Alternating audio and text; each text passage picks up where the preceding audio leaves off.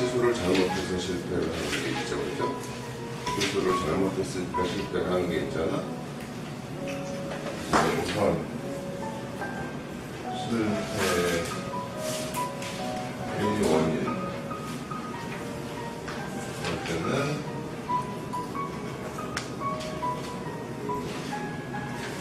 잘못된 시술을 했다.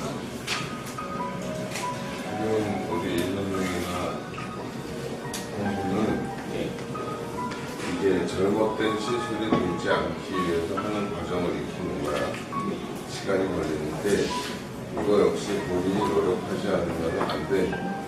본인이 나의 발전, 자기의 발전을 위해서 노력을 해야지.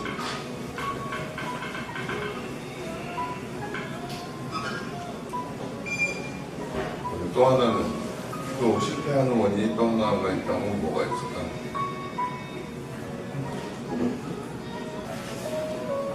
잘못된 시술 말고 또 실패할 수 있는 원인이 뭐가 있을까요? 장준경 실장님. 네, 관리소. 맞았어요. 맞았어요.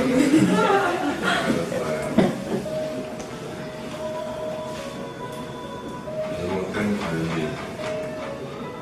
이게 있을 수 있어요. 그죠? 네. 그러니까는 우리가 네가 빠졌다. 네가 빠졌어. 다른 사람 얘는 멀쩡한데 그 사람 어떤 환자분의 얘는 빠졌다 그러면 뭔가 관리가 물론 약할 수 있어요. 체질적으로 약할 수 있지만 잘못된 관리가 에어컨 조금 잠깐 끄든지 해야 되겠다. 이제 날씨가 관리가 잘못된 거예요. 우리는 뭐 어쨌든 잘못된 시술에 대해서는 의사가 다시 제대로 시술을 정확하게 해줘야 되는 게 있고, 그죠? 그 다음에 관리가 안 되는 부분은 환자가 관리하는 습관을 바꾸지 않으면 또 망가질 수밖에 없어요. 풍치라는 게, 우리가 치주염이라는 게, 어떻게 보면 환자가 얘를 좀 너무 잘못 닦았다기보다는 대부분의 경우에 그런 경우도 있어요. 어금니 쪽에 칫솔이 잘 안 간다든지 그런 경우도 있지만 대부분의 경우에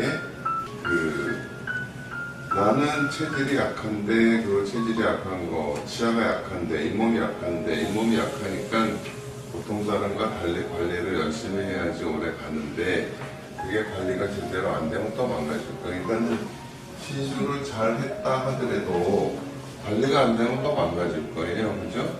이걸 분명히 환자분한테 알려줘야 되는 거예요. 그렇잖아요? 예.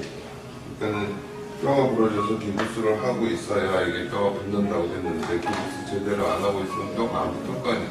평생 가도 뼈가 안 붙을 거예요. 그런데 여기서도 이제 또 병원에서 해야 될 일은 이 환자분이 제대로 이를 닦고 있는가 하는 거에 대해서 모니터링을 해줘야 된다고. 관리를 제대로 하고 있는가. 그러니까 우리가 3개월이니 6개월이니 뭐 1년마다 오라고 하는 거는 환자가 닦는 정도에 따라서 시간을 이렇게 간격을 둬가지고 제대로 닦는지 하는 거에 대한 모니터링을 해줘야 된다고. 그렇겠지? 이거 그냥 당신이 잘못 닦았어요. 끝낼 게 아니라 이것까지 해주기 위해서 정기적인 리콜책을 하고 자꾸 얘기를 해주고 그렇게 해줘야 되겠다. 그 얘기예요. 그러니까 예를 들어서 치아가 이렇게 있고 이게 뭐 5번 차, 자연차가 있다고 쳐. 여기 6번 이렇게 해가지고 여기다 6번에다가 임플란트를 이렇게 심어야 돼.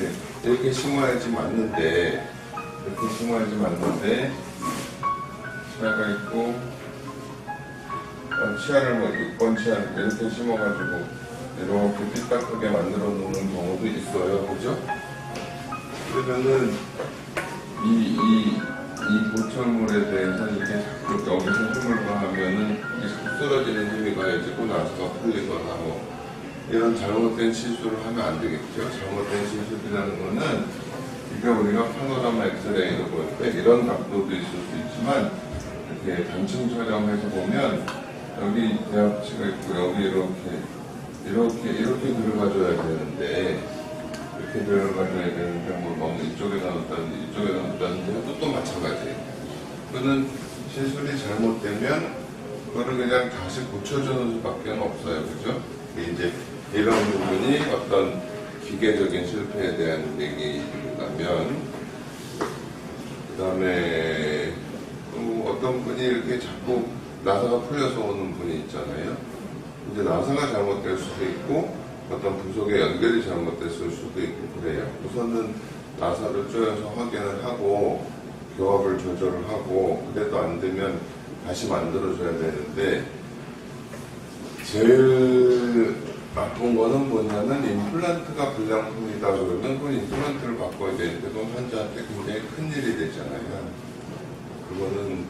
근데 그거는 어떻게 보면 병원의 잘못은 아니에요. 이렇게 식약청에서 허가를 받고 거기서 이렇게 나온 거기 때문에, 이건 이제 기계적으로 이렇게 볼 수가 있다는 거. 또 하나는 이제 생과학적인 실패에 대한 얘기는 시야가 있고 주변에 이제 지저골이라는 뼈가 있고 잇몸이 둘러싸여 있고, 그런데 잘 닦이지 않아서 뼈가 이렇게 이제 내려가서 망가진 분들한테 이를 빼고 뼈를 다시 쌓고 임플란트를 하는데, 뼈라는 거는 이렇게 만약에 이렇게 망가진 경우에 뼈를 쌓는다 하더라도요, 뼈는 항상 건드려지지 않아야 굳어지는 거예요. 뼈가 이렇게 여기서 이렇게 뼈 세포에 의해서 뼈들이 조금씩 어떤 거든지, 우리가 뭐 살도 마찬가지예요. 사실은 뭐 화상을 입어서 피부 이식을 했다. 그러면 이게 흔들리지 않아야 이렇게 제대로 치유가 되는 거거든. 근데 여기 음식이 자꾸 눌리고 어쩌고 하면 요즘에 조금 뭐가 잘못, 환상 같은 생각을 할 수가 있어요. 그냥 내가 병원에 가서 시술을 받으면 나는 아무런 주의를 안 해도 그냥 이게 저절로 나아야 된다라고 생각할 수 있는데 그렇지 않아요. 그렇지 않아요. 낫고 나면 뭐 어떤 분은 이렇게 뭐라 그럴까, 재활치료라는 걸 열심히 본인이 해야 되는 경우도 있고, 그렇지. 저절로 다 되는 게 아니고 내가 해야 될, 환자가 해야 될 몫이라는 게 꼭 있고, 그걸 알려주고 그게 되도록 계속 체크를 해주고 그렇게 해야 된다는 거예요. 이런 경우도 마찬가지예요. 이렇게 설사 이렇게 뼈가 망가지면 우리가 여기다가 뼈를 쌓아놓으면 비교적 뼈가 잘 되지만 이런 데 눌리는 데는 절대로 뼈가 될 수가 없어요.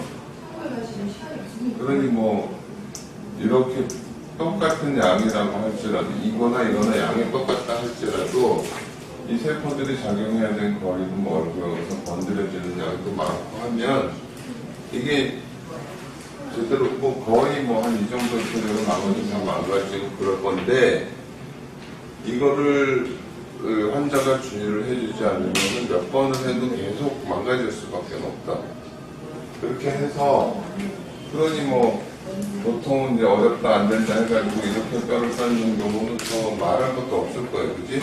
최대한 우리가 플리를 이렇게 얹혀놓고 플리도 가급적 움직이지 않게 경우에 따라서 이렇게 임시 임플란트라는 거를 꽂아가지고 플리가 흔들리지 않게 해주는 경우도 있잖아요.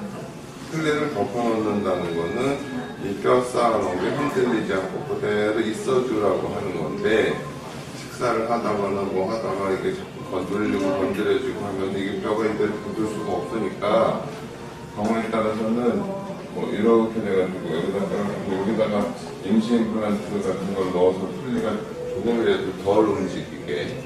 그리고 가끔 여러분이 이제 우리가 보호 플리를 해주는 경우에 플리를 수정을 한다든지 체크를 하려고 할 때 플리 안 갖고 왔다. 이거는 24시간 낀다고 볼 수가 없는 거잖아. 내가 조심한다고 될 문제가 아니에요. 우리가 그냥 말하고 물 먹고 하는 과정. 밥을 안 먹어도 말하는 데서도 혀가 계속 움직이는데, 그러니까는 그런 부분, 그러니까는 좀 난이도가 높은 진료를 할수록 그에 따른 주의사항도 철저하게 지켜줘야 된다. 모두 다 지킬래요?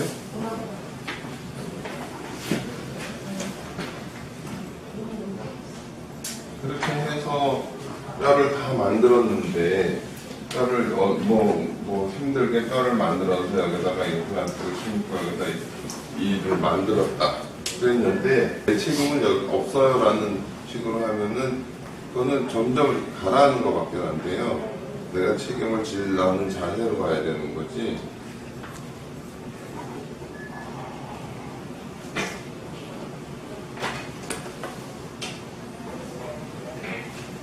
이제 지금 잘못된 시술과 잘못된 관리에 대한 얘기를 좀 했고, 심리적인 거를 좀 얘기를 하면 여기 봐요. 딱 이렇게 생각을 하면 돼요. 잇몸 밖에서는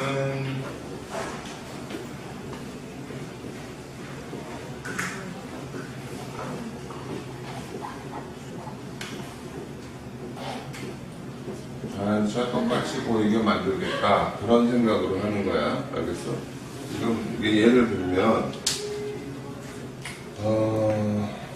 치아가 쾌나인 같은 치아는요 좀 안으로 이렇게 많이 이렇게 콩고니를 보면요 콩고니는 다 좀 안으로 이렇게 들어와 있어요. 이렇게 이게 아마 물어뜯기 좋게 하려고 그렇게 됐는지 모르겠지만, 그런데 지금 주공실에서 자꾸 그런 문제가 나와서 이게 그럴까?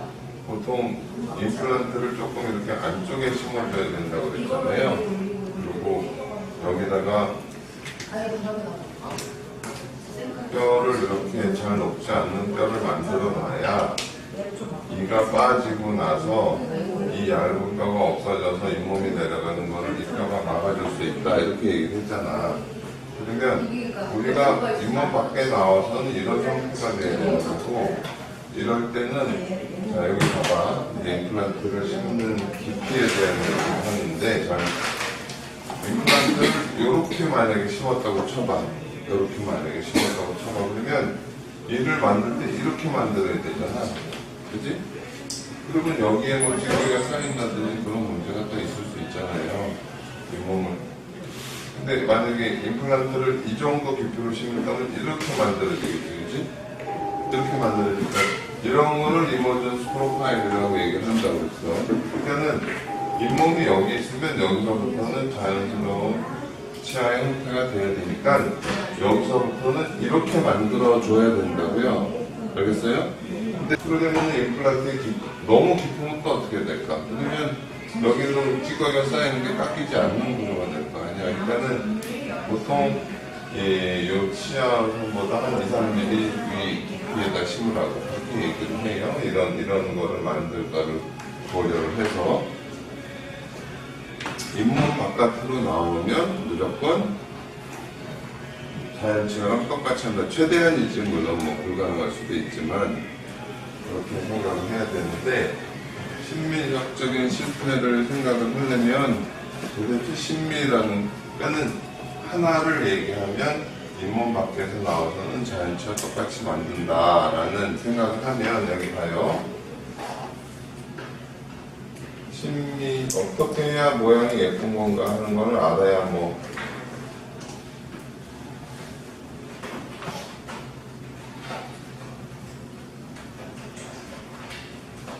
쾌나인은 옆에서 보면은 중견수처럼 이렇게 생겼지만 앞에서 보면 거의 이런 식으로 돼 있어요. 이렇게.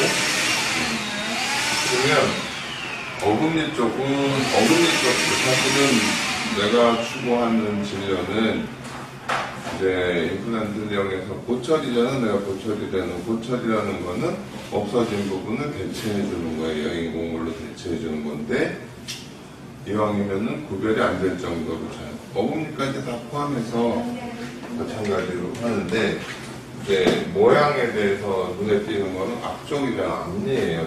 앞니 이렇게 이게 잇몸선이 이렇게 돼 있잖아요. 그 다음에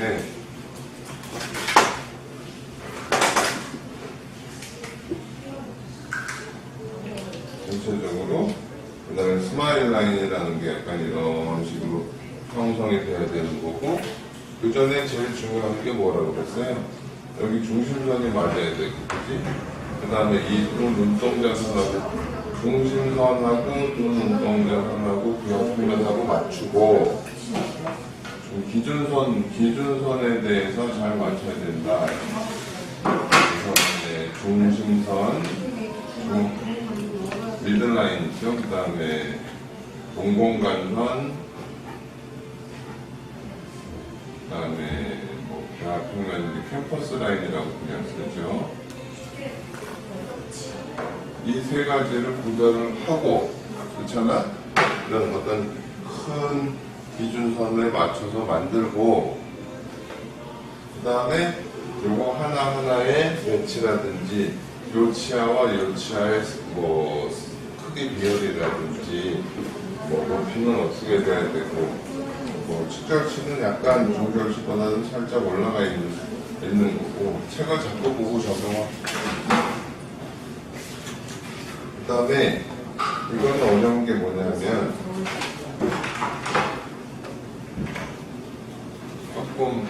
다음에 조금 더 얘기를 해야 되겠지만, 예를 들어서 여기 코가 이렇게 있으면 이 앞니가 나중에 여러분 CT를 보면 알겠지만 전체로 이렇게 잇몸이고 이런 식으로 박혀 있어요.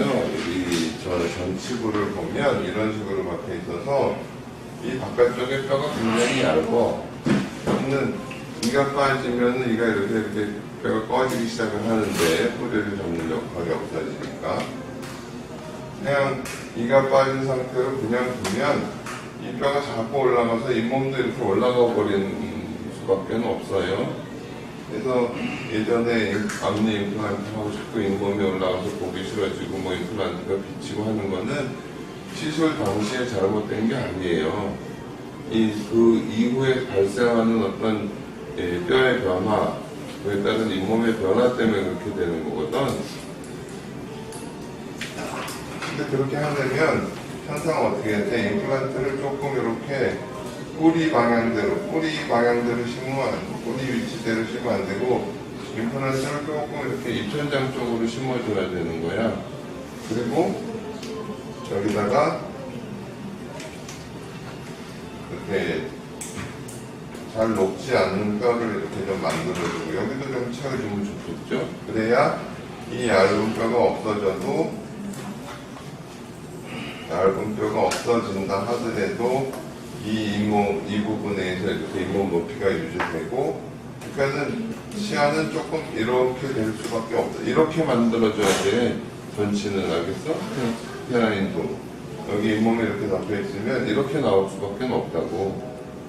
그리고 가끔 이 부분도 약간 두껍게 해줘야 돼. 여기가 너무 얇으면 다 부러져요.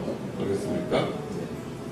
지난번에 뭐 템퍼를 깨지고 좀 여기 뭐 어쩔 수 없어요. 이런 부분을 유지하려면 조금 안쪽에 심어줘야 되고, 거기서 이렇게 만들다 보면 여기가 너무 얇아지면 안 되거든. 그러니까 설명을 할 때 이 부분이 약간 돌출될 수 있다고 꼭 얘기를 하잖아. 이렇게 이 부분은 조금 보강을 해주는 수밖에 없죠. 경우에 따라서는 조금 높이 만들어가지고 이렇게 해줘야 될 수도 있을 거예요. 심미라는 건 결국 보이는 쪽을 생각하지 뒤쪽까지는 뭐 어떻게 할 수가 없는 경우가 있으니까. 근데 봐봐요. 여기는 치아가 이렇게 있고, 잇몸이 건강하다면 그 치아를 잡아주는 치정골에 뼈가 이렇게 돼 있거든. 그래서 잇몸도 이렇게 돼 있을 수 있어요. 근데 이가 만약에 빠졌어, 여기 이가 없어. 그러면 여기 이렇게 뿌리가 있으면 여기서는 뼈가 이렇게 안 돼요. 이렇게. 이 부분이 이렇게 이런 뼈가 생길 수가 없어요. 이런 뼈가 생길 수가 없어. 그러니까는 어쩔 수 없이 이건 한계가 있으니까 이 치아를 살짝 이렇게 통통하게 해서 조금 덜 보이게 하기도 하고, 그 다음에 이 바깥쪽에 뼈, 이게 살아 있어야 되기 때문에 뼈를 다시 만들어줘야 되고, 뼈도 만들고, 어떤 잇몸의 형태도 잇몸의 형태도 자연스럽게 해주고, 그 다음에 치아 형태도 잘, 그러니까는 이건 굉장히 어려운 거야. 앞니 임플란트는 뼈도 잘 다룰 수 있어야 되고, 우리가 잇몸도 자연스러운 형태의 잇몸이 갖도록 해줘야 되고, 그 다음에 어떤 치아도 우리가 예전에 임플란트가 나오기 전에 기공사, 지금도 마찬가지지만 기공사들이 그거 하는데, 세라믹을 얼마나 이쁘게 만드냐, 뭐 그거 갖고 맨날 세미나 쫓아다니고 하잖아, 그치? 그 전에 형태에 대한 걸 우선 알아야 되는 거고, 그 다음에 세라믹이 자연치하고 구별 안 되게 구워질 수 있을 정도. 예전에 임플란트가 나오기 전에 가장 어렵다고 생각하는, 그러니까는 이 전 세계에서 가장 잘 만드는 기공사도 이게 자연치고 이게 인공치라면 똑같이 만드는 건 불가능해요. 뭐 유명한 기공사들이 와서 자기 케이스 자랑하고 보여줄 때도 이렇게 만들어 놓은 거 내가 한 번도 못 봤어요. 전부 다 두 개를 같이 씌우든지 이런 식으로 만들어 대칭이 돼야 되니까. 근데 임플란트를 하면은 야 이건 참 공부할 만하다 하는 게 뭐냐면 이 위에 뼈에 대해서도 만들 수 있어야 되고, 그 다음에 여기 잇몸도 내가 모양을 잡아줘야 되고, 그리고 나서 이걸 해야 되는 건가. 그러니까 훨씬 더 수준이 높은 진료를 해야 되는 거예요.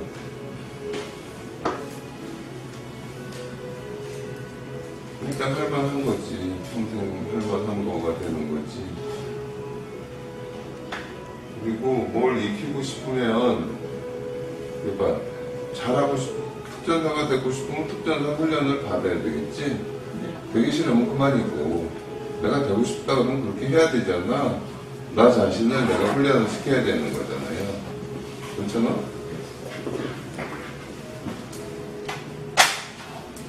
자네 같으면은 뭐 후배든지 뭐든지 내가 참 열심히 하니까 하나라도 더 가르쳐야지 이러겠구나. 그렇게 될 거 아니야. 얘는 뭐 열심히 안 하네. 그러면 뭐 가르쳐주고 싶나? 그렇잖아? 마찬가지잖아요. 알잖아. 우리 지혜 씨는 그냥 대충 하는 데서 몇 년을 있는다고 해서 알 수 있어지는 게 아니에요. 아시겠어요? 잘 들어봐.